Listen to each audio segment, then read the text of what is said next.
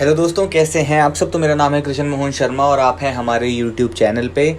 तो गाइज़, आज इस वीडियो में मैं एक ऐसा टॉपिक लेके आया हूँ भाई, जो हर एक जनरल एग्ज़ाम के लिए बहुत इंपॉर्टेंट है भाई। चाहे वो आपका एसएससी का है, चाहे ईपीएफओ है, चाहे क्लैट है, चाहे डीओएलएलबी है। मतलब ये एक पॉलिटी का एक ऐसा टॉपिक है जो बच्चे यूजुअली इस टॉपिक को निगलेक्ट कर देते हैं, उस पर इतना ध्यान नहीं देते।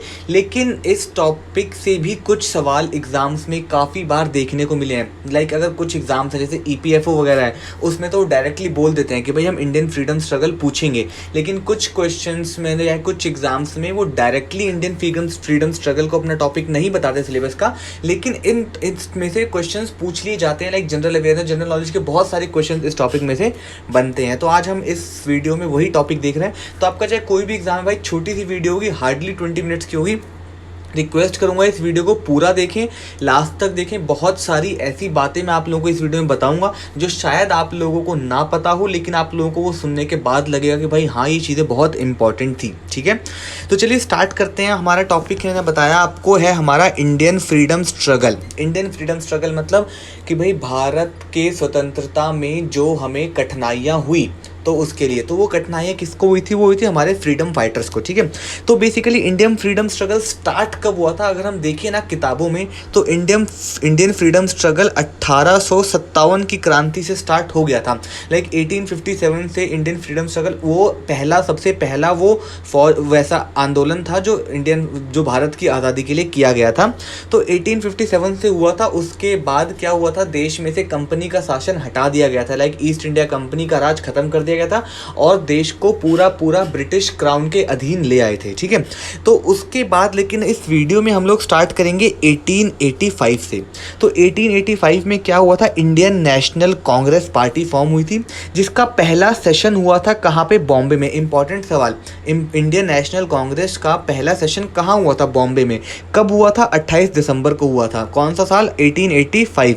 कितने लोगों ने अटेंड किया था? 72 लोगों ने। ठीक है, उसके बाद अगर हम आगे चलें तो अगली डेट है 1905। 1905 में पार्टीशन ऑफ बंगाल का पार्टीशन अनाउंस कर दिया गया था उस समय के वाइसरॉय यानी लॉर्ड कर्जन द्वारा। ठीक है, 1906 में क्या हुआ? 1906 में मुस्लिम लीग फाउंड हुई at Dacca by Aga Khan and Nawab of Dacca. बहुत इंपॉर्टेंट क्वेश्चन है, मुस्लिम लीग को किसने फाइंड किया था, किसके द्वारा बनाई गई थी? Aga Khan and Nawab of Dacca and Nawab of Mohsin ul Mulk first communal party. ये पहली ऐसी कम्युनल पार्टी थी जो बनाई गई थी। और इसको किन लोगों ने फॉर्म किया था? दिया हुआ आगा खान, नवाब ऑफ आगा खान ने, जो नवाब ऑफ डेक्का थे, एंड नवाब ऑफ मोहसिन उल मुल्क ने। ठीक है, उसके बाद आते हैं 1907। 1907 में Congress split at Surat session में कांग्रेस का स्प्लिट हुआ। 1907 में ही Lala Lajpat Rai and Ajit Singh deported to Mandalay following riots in the canal colony of Punjab की कैनाल कॉलोनी में कुछ राइट्स हुए थे, जिसकी वजह से लाला लाजपत राय और अजीत सिंह को डिपोर्ट कर दिया गया था देश से बाहर। और कहाँ पे डिपोर्ट किया था? मंडाले एक देश था वहाँ पे। ठीक है, फिर अब 1908 में खुदीराम बोस एग्जीक्यूटेड। ठीक है, इतना इंपॉर्टेंट नहीं है।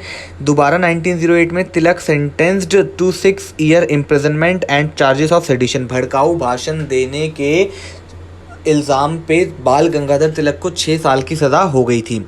फिर आ जाते हैं 1909। 1909 अगेन बहुत इंपॉर्टेंट है। 1909 में मॉर्ले मिंटो रिफॉर्म्स आए थे, जिसको इंडियन काउंसिल एक्ट 1909 भी कहते हैं। तो मॉर्ले मिंटो कौन थे? लॉर्ड मॉर्ले उस टाइम के सेक्रेटरी ऑफ स्टेट थे और लॉर्ड मिंटो उस टाइम के वॉइसरे थे, तो इसलिए उसको मॉर्ले मिंटो रिफॉर्म्स भी कहते हैं। फिर 1911 में capital of India was shifted from Calcutta to Delhi. 1911 में इंडिया की कैपिटल कलकत्ता से शिफ्ट करके कहाँ कर दी गई थी? दिल्ली में।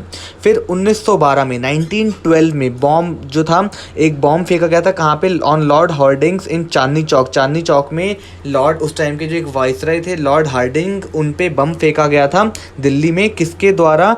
Raspberry Bose and Sachindra Sanyal. फिर 1913 में गदर पार्टी बनी थी एट कहाँ पे, सैन फ्रांसिस्को में, to organize a rebellion in India to overthrow the British rule. अब क्या था, 1913 आते आते देश के बाहर भी देश के लिए आंदोलन शुरू हो गए थे। सैन फ्रांसिस्को में गदर पार्टी बनी और वहाँ पे ब्रिटिशर्स के खिलाफ रेबेलियन किया जा रहा था। 1914 में हम सब लोग जानते हैं फर्स्ट वर्ल्ड वॉर स्टार्ट हो गया था। 1915 में गांधी जी इंडिया पहुँच गए थे। तो 1914 में फर्स्ट वर्ल्ड वॉर स्टार्ट हुआ और उस वर्ल्ड वॉर स्टार्ट होते ही अगले साल गांधी जी भारत आ गए थे। कहाँ से आए थे गांधी जी भारत? गांधी जी साउथ अफ्रीका से भारत आए थे अपनी बैरिस्टर लॉ की पढ़ाई ख़त्म करके। फिर 1916 में गांधी जी ने साबरमती आश्रम को फॉर्म किया। ठीक है, उसके बाद अगर हम चलें आगे, हाँ 1916 में Home Rule League founded by Tilak with his headquarter at Poona. ठीक है, होम रूल लीग फाउंड की गई थी किसके द्वारा? बाल गंगाधर तिलक की, जहाँ जिसके हेडक्वार्टर कहाँ थे? पूना में। ठीक है, 1916 में ही एक और होम रूल लीग फाउंड हुई थी किसके द्वारा? एनी बेसेंट द्वारा। बहुत इंपॉर्टेंट सवाल है कि भाई दो होम रूल लीग फाउंड हुई थी, एक हुई थी बाल गंगाधर तिलक द्वारा, इसका हेडक्वार्टर पूना में था, और दूसरी एनी बेसेंट द्वारा। ठीक है, उसके द्वारा बाद 1916 में फाउंडेड बनारस हिंदू यूनिवर्सिटी का गठन हुआ था किसके द्वारा? मदन मोहन मालवीय, लखनऊ पैक्ट के उससे। ठीक है, तो बहुत बेहद इंपॉर्टेंट सवाल है कि भाई बनारस हिंदू यूनिवर्सिटी BHU कहाँ पे थी, कब फॉर्म हुई थी? 1916 में। किसके द्वारा? मदन मोहन मालवीय द्वारा। किस पैक्ट के तहत? लखनऊ पैक्ट के तहत। फिर 1917 में चंपारण का सत्याग्रह हुआ था। 1917 में ही Montagu the secretary of state from India declare that the goal of the British government in India is to introduce a responsible government. 1917 में मॉन्टेग जी ने कहा, उस टाइम के जो हमारे वो थे, सेक्रेटरी ऑफ स्टेट थे मॉन्टेग्यू, उन्होंने कहा कि भाई हमारा इंडिया में पर्पस है गवर्नमेंट देना, वो हम दे के रहेंगे। ठीक है, 1918 में first all India depressed class conference हुई थी। 1918 में ही रॉलेट कमेटी सबमिट पहली हुई थी जिसमें रॉलेट बिल आया था। बहुत इंपॉर्टेंट है, रॉलेट बिल कब आया था? 16 फरवरी 1990 को वो इंट्रोड्यूस हुआ था। और 1919 में ही all India hartal over Rowlatt bill called by Gandhi ji ने उसके रॉलेट बिल के खिलाफ एजिटेशन स्टार्ट कर दिया था, विद्रोह स्टार्ट कर दिया था। 1919 13 अप्रैल बेहद इंपॉर्टेंट तारीख है। क्या हुआ था इस दिन? जलियांवाला बाग हुआ था अमृतसर में, ये बहुत इंपॉर्टेंट है। 1919 में ही 13 अप्रैल को जलियांवाला बाग वाला इंसिडेंट हुआ था। और 1919 में ही एक और एक्ट आया था, Indian government of India act 1919, जिसको हम मॉन्टेग-क्लेम्सफोर्ड रिफॉर्म भी बोलते हैं। फिर आ जाते हैं हम 1920 पे। 1920 में क्या हुआ था? पहला सेशन हुआ था all India trade union Congress द्वारा, held at Bombay, presided over Lala Lajpat Rai द्वारा जिसको प्रिसाइड किया गया था। अच्छा, अगर आप लोगों को ये PDF चाहिए तो इस PDF को मैंने अपनी ड्राइव पे अपलोड कर दिया है, इंडियन फ्रीडम स्ट्रगल के नाम से होगा ये PDF। नीचे डिस्क्रिप्शन में उस ड्राइव का लिंक है, आप जाके उसको वहाँ से ले सकते हैं, बिल्कुल फ्री ऑफ कॉस्ट है, तो कुछ पे करने की ज़रूरत नहीं है, आप फटाफट जाइए इसको ले लीजिएगा। एंड 1920 में Indian National Congress adopt the non cooperation resolution. बेहद इंपॉर्टेंट सवाल। 1920 में इंडियन नेशनल कांग्रेस ने जो था वो नॉन कॉपरेशन रेजोल्यूशन अडॉप्ट किया था। ठीक है, तो आई होप आप लोगों को इतनी बात समझ में आई होगी। आगे अगर हम चलें तो आगे आ जाते हैं हम 1922 पे। 1922 भी पता होगा आप लोगों को, इतिहास में पढ़ा होगा, चौरा चौरी वाला इंसिडेंट हुआ था जिसकी वजह से नॉन कॉपरेशन मूवमेंट को रोक दिया गया था। गांधी जी क्योंकि अहिंसा के पुजारी थे तो इसलिए उन्होंने कहा कि भाई, और चौरा चौरी मूवमेंट में क्या होता, थोड़ी हिंसा हो गई थी, तो उन्होंने कहा भाई इसको यहीं ख़त्म करो। ठीक है, 1922 में second Moplah uprising Malabar coast hills. ठीक है, ज़्यादा इंपॉर्टेंट नहीं है। 1922 में एक और बहुत इंपॉर्टेंट विश्व भारती यूनिवर्सिटी स्टार्ट हुई थी किसके द्वारा? रविंद्रनाथ टैगोर द्वारा। तो साल तो इतना इंपॉर्टेंट नहीं है, इंपॉर्टेंट है कि भाई विश्व भारती यूनिवर्सिटी को किसने शुरू किया था? रविंद्रनाथ टैगोर ने। या फिर रविंद्रनाथ टैगोर ने कौन सी यूनिवर्सिटी शुरू की थी? विश्व भारती यूनिवर्सिटी। 1923 में क्या था? स्वराजिस्ट पार्टी बनी थी, किसने बनाई थी? मोतीलाल नेहरू जी एंड अदर्स ने। 1925 में देशबंधु चित्तरंजन दास जी की मृत्यु हो गई थी। 1925 में ही काकोरी कॉन्स्पिरेसी केस हुआ था। काकोरी कॉन्स्पिरेसी आपको पता होगा, वो देखा होगा आप लोगों ने, जो ट्रेन को लूट लेते हैं, वही वाला था। 1927 में appointment of Simon commission, Simon go back. I hope आप लोगों को पता होगा साइमन कमीशन क्या था। साइमन कमीशन ब्रिटिशर्स अपना एक कॉन्स्टिट्यूशन इंडिया में लाना चाहते थे, जिसके लिए उन्होंने एक 7 सदस्यीय कमेटी गठन की थी, जिसको हेड लॉर्ड साइमन कर रहे थे। एंड उस कमेटी में एक भी इंडियन नहीं था, तो इसलिए इंडियंस ने उसके खिलाफ विद्रोह शुरू कर दिया कि भाई आप लोग इंडियंस के लिए, आप लोग भारतीयों के लिए कानून बता रहे हो और उस कानून में एक भी भारतीय नहीं है, तो भाई हम तो ऐसे कानून को मानेंगे नहीं। तो यही था साइमन कमीशन। फिर 1928 में नेहरू की रिपोर्ट आई, जिसमें न्यू कॉन्स्टिट्यूशन ऑफ इंडिया के बारे में बात हुई। तो ये बहुत इंपॉर्टेंट सवाल है। 1928 में नेहरू रिपोर्ट थी for new constitution of India. फिर 1929 में ऑल पार्टीज मुस्लिम कॉन्फ्रेंस फॉर्मुलेट हुई, जहाँ पे 14 पॉइंट्स बताए गए, लीडरशिप किसके द्वारा, जिन्ना के द्वारा। उसके बाद आया 1929 में भगत सिंह का वो बॉम्ब, भगत सिंह ने बम फेंके थे, पता होगा आप लोगों को, मूवी देखी होगी आप लोगों ने। Bhagat Singh Batukeshwar Dutt drop bomb on central legislative assembly to protest against the public safety bill. Public safety bill के खिलाफ प्रोटेस्ट में भगत सिंह ने बम गिराए थे। फिर आया 1929 में जतिन दास जी की मृत्यु हो गई थी 64 दिन के आमरण अनशन के दौरान। 1929 में ही लॉर्ड इरविन ने अनाउंस किया था गोल कि भाई British policy of India to grant dominion state, कि भाई हम लोग इंडिया को एक अपना डोमिनियन स्टेट देंगे, लेकिन सही वक्त आने पे देंगे, ठीक है। फिर 1929 में ही लाहौर सेशन हुआ कांग्रेस का, बहुत इंपॉर्टेंट सवाल है ये। 1929 में लाहौर सेशन हुआ कांग्रेस का, अंडर जवाहरलाल नेहरू ने अडॉप्ट किया the goal of complete independence, पूर्ण स्वराज का। तो पूर्ण स्वराज की जो गोल था, पूर्ण स्वराज का जो ऑब्जेक्टिव था, जो मिशन था, वो कहाँ पे, वो लाहौर सेशन में हुआ था। कब, 1929 में 31 दिसंबर को, ठीक है। उसके बाद 1 जनवरी को Jawaharlal Nehru hoist the try colour, पहली बार तिरंगा झंडा लहराया गया, कहाँ पे, रावी नदी के किनारे पे, लाहौर में। तो ये बेहद इंपॉर्टेंट सवाल आता है कि भाई 1 जनवरी 1930 को जवाहरलाल नेहरू ने पहली बार भारत का तिरंगा झंडा लहराया था, कहाँ पे, रावी नदी के उस पे बैंक्स पे, किनारे पे लहराया था, लाहौर में, ठीक है। बेहद इंपॉर्टेंट सवाल था ये। उसके बाद 1930 जनवरी 26 first independence day was observed. तो यही था कि भाई ये बहुत इंपॉर्टेंट सवाल है कि भाई सबसे पहला इंडिपेंडेंस डे कब मनाया गया था, ऑब्जर्व हुआ था। तो इट वॉज जनवरी 26 1930। काफ़ी लोग 15 अगस्त 1947 करके आएंगे इसका जवाब, लेकिन इसका जवाब है 26 जनवरी 1930। और यही कारण है, जैसे कि आप लोग जानते होंगे कि हम लोगों का कॉन्स्टिट्यूशन 26 नवंबर 1949 को बनके तैयार हो गया था, लेकिन उसको हम लोगों ने अडॉप्ट कब किया, 26 जनवरी 1950 को। तो वो 2 महीने का गैप क्यों था, लोगों को समझ नहीं था इस 2 महीने का गैप क्यों था। तो वो 2 महीने का गैप इसीलिए था क्योंकि पहला इंडिपेंडेंस डे हम लोगों ने 26 जनवरी को मनाया था, तो हम इसी की वर्षगांठ मनाना चाहते थे, ठीक है। उस 1930 में ही working committee of INC, Indian National Congress की वर्किंग कमेटी थी, वो साबरमती आश्रम पे मिली और वहाँ पे सिविल डिसोबीडियंस मूवमेंट वो रेजोल्यूशन पास किया गया। और उसी के लगभग 1 महीने बाद सिविल डिसोबीडियंस मूवमेंट लॉन्च कर दिया गया महात्मा गांधी द्वारा, और उसी के साथ साथ एपिक दांडी मार्च आप लोगों को पता होगा, वो भी शुरू हो गया, ठीक है। उसके बाद उसी साल में 1930 में ही पहली राउंड टेबल कॉन्फ्रेंस हुई। राउंड टेबल कॉन्फ्रेंस पता होगा आप लोगों को, गोलमेज सम्मेलन, ठीक है। कहाँ पे, लंदन में। किसके खिलाफ, साइमन कमीशन के खिलाफ। किसने अटेंड की थी, गांधी जी ने अटेंड की थी, ठीक है। तो इंपॉर्टेंट क्या है कि भाई फर्स्ट राउंड टेबल कॉन्फ्रेंस कब हुई थी, 1930 में। कहाँ पे हुई थी, लंदन में हुई थी। किसके खिलाफ हुई थी, साइमन कमीशन के खिलाफ हुई थी। किसने अटेंड की थी, महात्मा गांधी ने अटेंड की थी, ठीक है।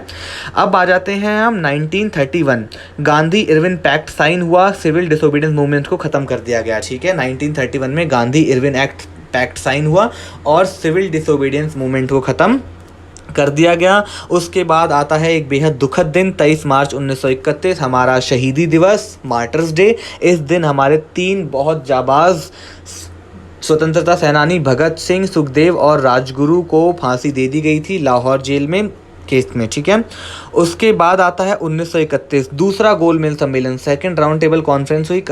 कहाँ पे हुई, लंदन में हुई। किसने, अटेंड की, महात्मा गांधी ने ही अटेंड की थी। अब आ जाते हैं 1932 पे। 1932 में क्या हुआ, ब्रिटिश प्राइम मिनिस्टर थे रामसे मैकडोनाल्ड, उन्होंने अनाउंस किया कम्युनल अवार्ड कि भाई और सेपरेट इलेक्टोरेट फॉर हरिजन्स को एक अलग इलेक्टोरेट दे दिया गया। कम्युनल अवार्ड आप लोगों को पता होगा क्या होगा कि भाई जो अलग अलग जैसे हिंदू, सिख, मुस्लिम, एक एंग्लो इंडियंस, यूरोपियंस, अलग अलग कम्युनल इलेक्टोरेट्स बनाए गए थे और उनके रिप्रेजेंटेटिव्स को वो कम्युनल अवार्ड दिया जाता था। ठीक है, फिर 1932 में क्या हुआ, 1932 में Gandhi fast unto death, Gandhi ji ने आमरण अनशन शुरू कर दिया गया।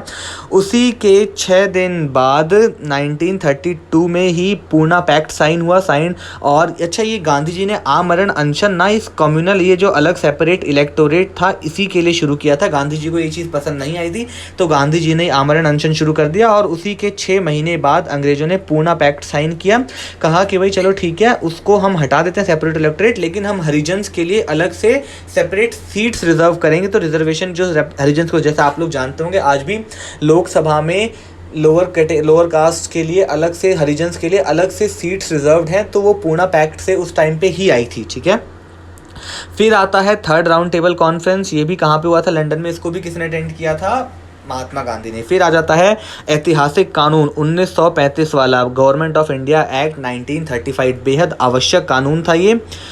इसके बाद अगर हम देखें आगे तो भाई अब आ जाते हैं 1937 पे। 1937 में इलेक्शंस हुए थे, इंडियन नेशनल कांग्रेस ने 7 प्रोविंसेस में मिनिस्ट्रीज फॉर्म कर ली थी। 1938 में हरिपुरा सेशन हुआ था इंडियन नेशनल कांग्रेस का, जिसमें सुभाष चंद्र बोस को प्रेसिडेंट इलेक्ट किया गया था।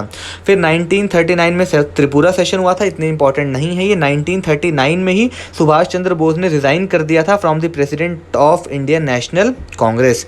1939 में सेकेंड वर्ल्ड वॉर स्टार्ट हो गई और ये बेहद एक अहम समय था हमारे भारत की आज़ादी के लिए। कैसे था मैं आपको समझाऊंगा, लेकिन 1939 में सेकेंड वर्ल्ड वॉर स्टार्ट हो गई और वाइसरॉय ने कहा, डिक्लेयर कर दिया कि भाई India two is at a war, कि भाई भारत भी वॉर में। हालांकि भारत को कोई खतरा नहीं था सेकेंड वर्ल्ड वॉर से, ना ही भारत को। तो आप लोग जानते होंगे ना, फर्स्ट वर्ल्ड वॉर और सेकेंड वर्ल्ड वॉर, किसी भी वर्ल्ड वॉर में भारत, इंडिया डायरेक्टली किसी भी वर्ल्ड वॉर का हिस्सा नहीं था, लेकिन इनडायरेक्टली इंडिया दोनों वर्ल्ड वॉर्स का हिस्सा था। कैसे कि भाई दोनों वर्ल्ड वॉर्स में ब्रिटेन जो थे वो पूरे एक्टिवली पार्टिसिपेट कर रहे थे एंड उनको लड़ने के लिए आर्मी चाहिए थी, तो वो अपनी आर्मी इंडिया से लेके जाते थे। तो इंडियंस ने भी सेकेंड वर्ल्ड वॉर लड़ा था, लेकिन अपने लिए नहीं, ब्रिटिशर्स के लिए। तो उसको उस टाइम पे ब्रिटिश इंडियन आर्मी कहा जाता था। ठीक है, उसके बाद 1939 में Congress ministries in the province resign against the war policy and British government. ठीक है, कोई ज़्यादा इंपॉर्टेंट नहीं है। 1939 में ही Muslim League observes the resignation of Congress ministries as deliverance day. 1940 में लाहौर सेशन हुआ, किसका, मुस्लिम लीग का, जिन्होंने पाकिस्तान का रेजोल्यूशन फॉर्म कर दिया। 1930 में इंडिया का रेजोल्यूशन फॉर्म हुआ था, 1940 में उसी के 10 साल बाद मुस्लिम लीग ने कहा कि भाई हमें तो अपना अलग पाकिस्तान चाहिए। 1940 में ही वाइसरॉय लिंगलिट ग्लो अनाउंस कर दिया उन्होंने, ऑगस्ट ऑफर। 1940 में कांग्रेस ने सत्याग्रह मूवमेंट लॉन्च कर दिया गया और 1941 में रविंद्रनाथ टैगोर जी की मृत्यु हो गई। 1941 में ही सुभाष चंद्र बोस जी को भारत छोड़ के जाना पड़ा था जर्मनी के लिए, उन पे कुछ मतलब भागना पड़ा था, उन पे कुछ internal cases, internal inquiry start हो गई थी। 1942 में ही लॉर्ड चर्चिल ने क्रिस्प मिशन अनाउंस किया एंड 1942 में ही इंडियन नेशनल कांग्रेस की बॉम्बे में मिला और उन्होंने क्विट इंडिया रेजोल्यूशन स्टार्ट किया। ठीक है, अब 1942 में क्विट इंडिया मूवमेंट, उसी के 3 दिन बाद क्विट इंडिया मूवमेंट स्टार्ट हो गया। अब 1942 में दी फॉरगॉटन आर्मी, तो इंडियन नेशनल आर्मी, सिंगापुर में इंडियन नेशनल आर्मी एक अलग से आर्मी बनी, Indian National army, Azad Hind फौज। ठीक है, तो इस पे एक अमेजॉन प्राइम पे सीरीज भी है दी फॉरगॉटन आर्मी, तो आप चाहें तो उसको देख सकते हैं, उसमें पूरी इसी के बारे में बात है। तो वो था आज़ाद हिंद फौज, तो वो सिंगापुर में फॉर्म हुई थी। उसके बाद आ जाते हैं 1943 में। 1943 में Subhash Chandra Bose takes over the national leadership of INA मतलब इंडियन नेशनल आर्मी, और उन्होंने बोला provisional government of free India at Singapore. तो इंडियन नेशनल आर्मी का जो एकमात्र उद्देश्य क्या था, उनका एकमात्र उद्देश्य था भारत को आज़ाद करवाना ब्रिटिशर से, और उसकी कमान किसने संभाली थी, सुभाष चंद्र बोस ने संभाल ली थी। अब आ जाते हैं 1943 में ही कराची सेशन हुआ, किसका, मुस्लिम लीग का, और उन्होंने अडॉप्ट किया स्लोगन डिवाइड एंड क्विट। तो मुस्लिम लीग का स्लोगन क्या था, बहुत इंपॉर्टेंट क्वेश्चन बनता है। मुस्लिम लीग का स्लोगन था डिवाइड एंड क्विट, कि भाई हमें पहले बंटवारा करो उसके बाद आज़ाद करो, बंटवारा करो फिर आज़ाद करो। फिर 1944 में क्या हुआ, वेवेल की शिमला कॉन्फ्रेंस हुई in the bid to form executive council for political leaders. उसके बाद 1946 में ही रेटिंग म्यूटनी हुई। 1946 में ही British prime minister Attlee announces the cabinet mission, यानी इसमें ब्रिटिश के प्राइम मिनिस्टर थे उस टाइम के क्लीमेंट एटली, उन्होंने कहा कि भाई हम देश को आज़ाद कर देंगे, हम भी चाहते हैं भारत का भला हो और भारत को आज़ाद करना चाहते हैं। लेकिन आपको क्या लगता है भाई 1946 में ब्रिटिशर्स ने ऐसा क्या देखा होगा जो भारत को आज़ाद करने आ गए? मैं बताता हूँ आपको। तो जैसे कि मैंने आप लोगों को बताया था 1939 में वर्ल्ड वॉर स्टार्ट हुआ, और वो वर्ल्ड वॉर ख़त्म कब हुआ? वो वर्ल्ड वॉर ख़त्म हुआ 1945 में। तो जैसे ही सेकेंड वर्ल्ड वॉर ख़त्म हुआ ना, तो ब्रिटिशर्स बहुत कमज़ोर हो गए थे। सेकेंड वर्ल्ड वॉर के बाद ब्रिटिशर्स की जो पावर थी वो वीकेंड से 1/10 हो गई थी, बहुत ज़्यादा कमज़ोर हो गए थे। और अब ब्रिटिशर्स के लिए बहुत मुश्किल हो गया था कि वो अपना देश भी संभालें और यहाँ पे आके भारत पे भी राज कर सकें। वो जानते थे ये बात कि भाई अब भारत में इतने सारे लीडर्स इस्टेब्लिश हो गए हैं, इतने सारे स्वतंत्रता सेनानी, इतने सारे फ्रीडम फाइटर्स आ गए हैं, अब भारत को ऐसे एकाग्रत संभालना मुश्किल होगा। तो उन्होंने कहा उससे पहले कि हमें धक्के मार के हमें हरा के यहाँ से निकाला जाए, तो हम खुद ही भारत को छोड़ देंगे। तो उसके लिए उन्होंने कहा चलो ठीक है, हम भारत को आज़ाद कर देते हैं। तो उसके बाद क्या हुआ, 1946 में ही वेवेल ने नेहरू को इनवाइट किया, कहा कि भाई इंटरिम गवर्नमेंट बना लो अपनी, ठीक है, तुम अपनी इंटरिम गवर्नमेंट बना लो और हम थोड़े दिन बाद भारत को छोड़ के चले जाएंगे, ठीक है। फिर 1946 में ही फर्स्ट सेशन हुआ किसका, कॉन्स्टिट्यूएंट असेंबली फॉर्म हुई और बिट एट एंड, लेकिन उस कॉन्स्टिट्यूएंट असेंबली को बॉयकॉट किया मुस्लिम लीग ने। क्यों? क्योंकि मुस्लिम लीग कह रही थी कि भाई ये कॉन्स्टिट्यूएंट असेंबली तो भारत का संविधान बना रही है, भारत का कानून बना रही है, लेकिन हम तो भारत का हिस्सा है ही नहीं, हमें तो एक अलग पाकिस्तान चाहिए। तो मुस्लिम लीग ने पूरी तरह से कॉन्स्टिट्यूएंट असेंबली को बॉयकॉट किया। मुस्लिम लीग का एक भी सदस्य कॉन्स्टिट्यूएंट असेंबली में नहीं आया था, ठीक है। फिर आए 1947 में जो ब्रिटिश प्राइम मिनिस्टर थे एटली, उन्होंने कहा कि भाई हम इंडिया छोड़ देंगे। कब छोड़ देंगे? जून 1948 तक हम लोग भारत छोड़ देंगे। तो आप लोग अब चिंता ना करें, बहुत जल्द आपका भारत आज़ाद होने वाला है। एक बार देश के सब कुछ सारी भाग दौड़ हम रिस्पॉन्सिबल लोगों के हाथ में छोड़ दें तो उसके बाद हम भारत छोड़ देंगे, ठीक है। फिर 1947 में आए lord Mountbatten. Lord Mountbatten last British viceroy थे गवर्नर जनरल के ऑफ इंडिया, जो इंडिया में थे। उसके बाद 1947 में 3 जून को ही माउंटबेटन प्लान लॉन्च हुआ। माउंटबेटन प्लान किस बारे में था? पार्टीशन के बारे में था। माउंटबेटन प्लान के तहत ही भारत और पाकिस्तान का बंटवारा हुआ था। आई रिपीट, बहुत इंपॉर्टेंट सवाल है कि भारत और पाकिस्तान का बंटवारा किस प्लान के द्वारा हुआ था? तो माउंटबेटन प्लान के द्वारा हुआ था। और भारत के आखिरी वाइसरे कौन थे? तो वो भी लॉर्ड माउंटबेटन ही थे, ठीक है। उसके बाद 1947 में ही इंडिया इंडिपेंडेंस बिल पेश किया गया, कहाँ पे? हाउसेज में, और वो दोनों हाउसेज में पास हो गया ब्रिटिश पार्लियामेंट में। और उसी के बाद इंडिया वॉन फ्रीडम, भारत को आज़ाद कर दिया गया। जानते होंगे भाई पाकिस्तान एक दिन पहले आज़ाद हो गया था, भारत एक दिन बाद आज़ाद हुआ था, ठीक है। तो जैसे ही 1947 में या 3 जून को जैसे ब्रिटिशर्स ने कहा ना कि भाई हम छोड़ के चले जाएंगे जून 1948 तक, तो उसके बाद क्या हो, मुस्लिम लीग ने ना प्रोटेस्ट स्टार्ट कर दिया कि भाई नहीं, छोड़ के तुम चलो जाओगे फिर हम तो फंस जाएंगे, तो पहले बंटवारा करो। तो 3 जून को फिर बंटवारा हुआ माउंटबेटन प्लान के द्वारा। और उसी के बाद इंडिपेंडेंस मिली 1947 में। 15 अगस्त 1947 को भारत आज़ाद हुआ और 14 अगस्त 1947 को पाकिस्तान आज़ाद हुआ था। दोनों ने अपना अपना फिर कॉन्स्टिट्यूशन बनाना चाहा, लेकिन ब्रिटिशर्स ने जाते जाते एक बात साफ साफ कह दी कि अभी भी जो भी रजवाड़े हैं, लाइक जो प्रिंसली स्टेट्स हैं, उनके पास पूरी पावर है कि वो चाहें तो अपने आप को हिंदुस्तान में मिला सकते हैं, वो चाहे तो अपने आप को पाकिस्तान में मिला सकते हैं, और वो चाहे तो आज़ाद रह सकते हैं। उन पर किसी तरह का कोई दबाव नहीं डाला जाएगा। तो ये सारी बातें ब्रिटिशर्स ने साफ साफ कह दी थी। और ये 15 अगस्त 19 इमीडिएट इफेक्ट में, ये जो पार्टीशन था ये इमीडिएट इफेक्ट में आ गया था।